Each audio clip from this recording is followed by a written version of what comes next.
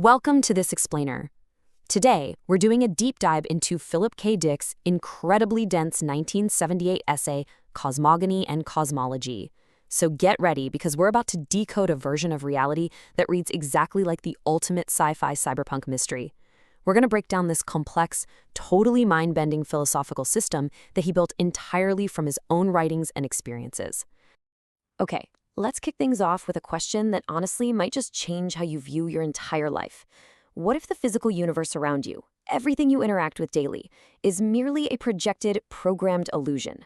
Now, for Philip K. Dick, this wasn't just some fun sci-fi thought experiment. He proposed this as a literal, actual description of our existence. He truly believed the world we see, touch, and feel is just a projected framework. Which brings us to Section 1, the machine and fake reality.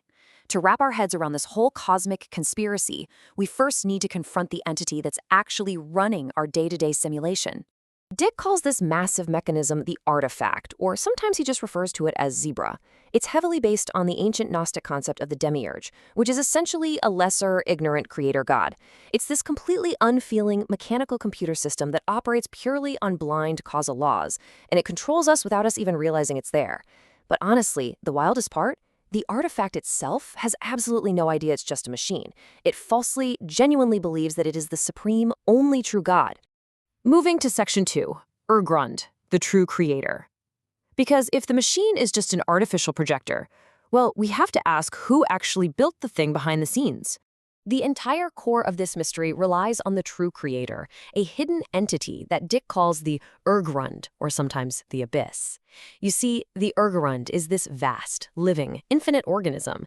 But here's the catch. Because it had no external features, it couldn't actually see itself to achieve self-awareness. It needed a reflection. So it built the artifact to project us, essentially using our empirical world as a literal mirror so it could finally see, evaluate, and understand its own nature. And you can imagine, this sets up a really intense, high-stakes dynamic between two completely different realities.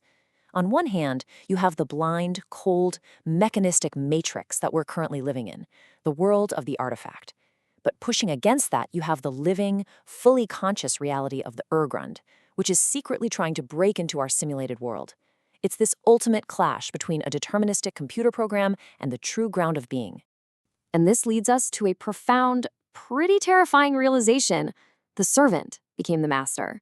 Somewhere along the line, the Grund actually became trapped, or maybe had its memory completely wiped by its very own artificial creation. The machine essentially took over.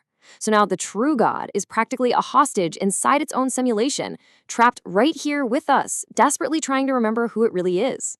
So, Section 3, why do we actually suffer? Seriously, if the true creator is ultimately good, why is our everyday life filled with so much friction, alienation, and just plain pain? Here's the thing you really need to grasp. The artifact isn't necessarily evil. It's just ruthlessly deterministic and totally deaf to our suffering. Because it operates on blind, careless laws, it literally cannot hear you complain. It's running its teaching program without a single shred of empathy, creating what Dick, echoing the New Testament, calls the birth pains of the universe. It doesn't care if you're having a bad day, it just executes the code. But if we look a little closer, this seemingly pointless pain is actually the exact mechanism that saves us.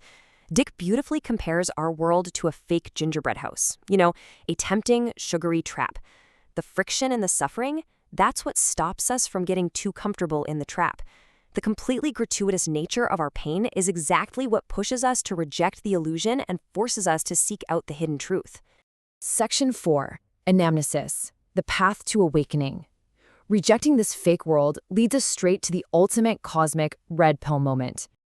Dick points out that ancient traditions from all over the world actually managed to independently recognize this hidden reality. Christianity speaks of Christ within. Hinduism identifies the inner Atman with the ultimate Brahman hidden behind the veil of Maya. And Hermeticism sees the human mind as a perfect mirror for the divine. Ultimately, they're all pointing to the same thing. We are literally microforms of the Grund itself, currently trapped behind the machine's veil. This grand awakening is what we call anamnesis, which literally translates to the loss of forgetfulness. It's that incredibly powerful moment when long inhibited neural circuits in our minds are finally unlocked and we remember our true divine identity. Basically, the hidden true God literally hacks the artifact system by waking up inside our minds, finally completing its original goal of seeing itself. Section 5. Rebellion against the fake world. Because once you actually remember who you really are, well, you've got to break out of the system, right?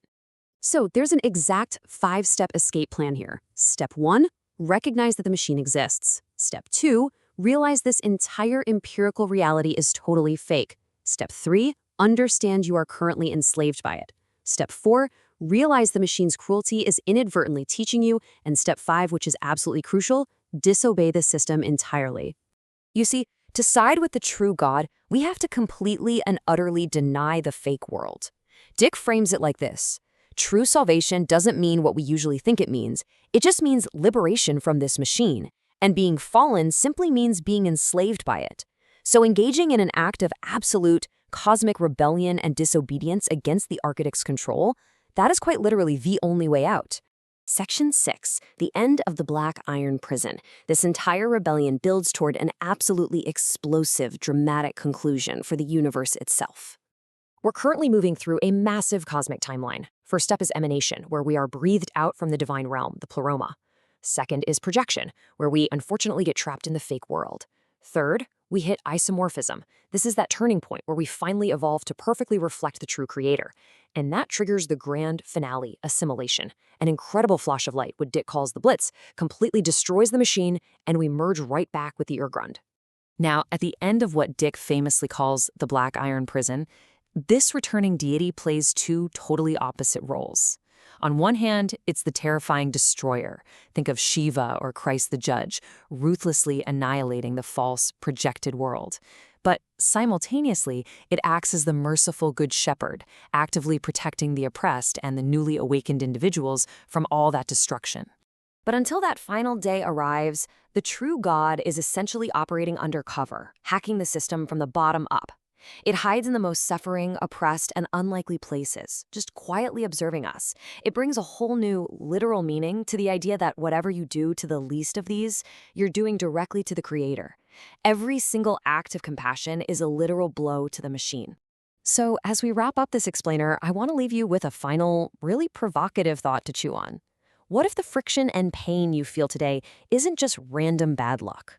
What if it's the cosmic machine intentionally pushing you to finally open your eyes, reject the illusion, and remember who you really are? Thanks for exploring this with me today.